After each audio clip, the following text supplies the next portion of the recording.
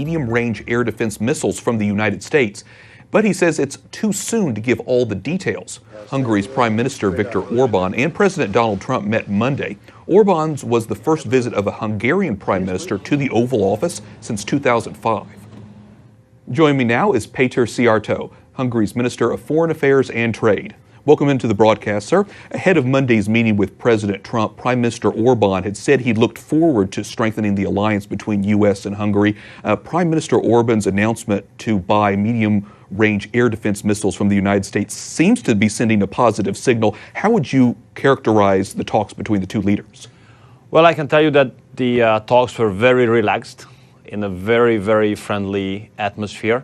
So it was obvious that the two leaders have a totally similar approach when it comes to the major dilemmas of global politics, be it the issue of illegal migration, be it the issue of security, be it the issue of patriotic policies, and especially be it the issue of protection of Christian communities and Christian values all over the world. When it comes to the arms and the defense cooperation, I can tell you that there's nothing new in this issue.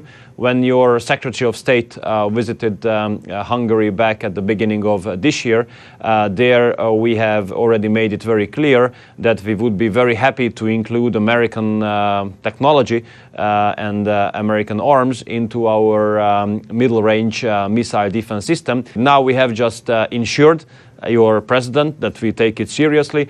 Talks are going on. They are approaching to the final stage. They are not there yet, but hopefully we'll get there soon. You had mentioned migration as one of the big issues they've been talking about. Earlier this week at a meeting at the United Nations, you had said that migration-based economic and social policies have regularly failed in Europe in recent years. Can you explain what you meant by that and what you think Hungary is doing to try to meet those challenges? If you look at the western part of Europe, socially speaking, you will see that there are parallel societies being created because of migration. So these are not mixed societies, these are parallel societies. And the phenomenon of a parallel society has a huge security risk.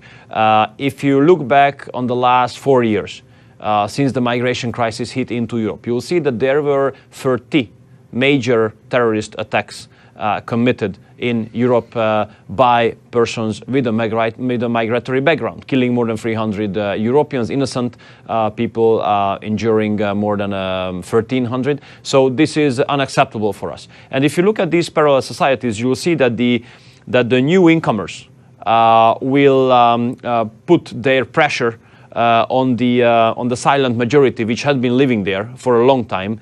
And this loud minority does not accept the rules, regulations, culture, the expectations regarding behavior in these countries. So what we have done is the following, that we made it very clear that there's no illegal way to come to Hungary.